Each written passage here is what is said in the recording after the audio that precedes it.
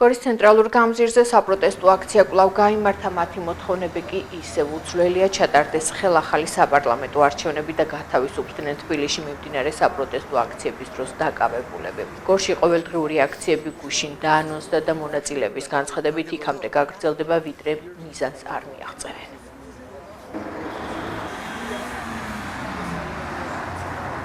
მთავარი მოთხოვნა არის როგორც მთელი საქართველო ითხოვს ახალ არჩევნებს, ასევე რეჟიმის პატიმრების პირობითი გათავისუფლებას. აღარ არის აქ უკვე არჩევანი კეთილსა და უკვე გვეუბნება ხელისუფლება, რომ მე ვარ რუსეთის რეჟიმი და გინდა არ გინდა აქ უნდა იცხოვრო.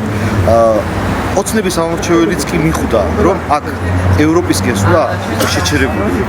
ამიტომ ჯობია სანამ დროა, სანამ რუსეთში გავიგრძებთ, გამოვიდეთ ხალხი ყველანი, გავაპროტესტოთ და მოვითხოვოთ მშვიდობიან გზით ახალი არჩევნები და რეჟიმის პატიმრების გათავისუფლება. ეს არის ჩვენი მოთხოვნა. ჩვენი მთავარი მოთხოვნა არის, რომ ყოველი პატიმრები უნდა გათავისუფლდეს საზოგადოებრივი და ასე რომ დანიშნოს ადამიანური არჩევნები. ასე გაგრძელება არ შეიძლება ეს რეჟიმიდან გათავისუფლება. დემოკრატიულად აუცილებლად საშუალებითაც ყველა მოხალხე თავის აზრის გამოხატვის საშუალებთან და ასე არ დაისჯებია როგორც ჩვენი მოქალაქეები.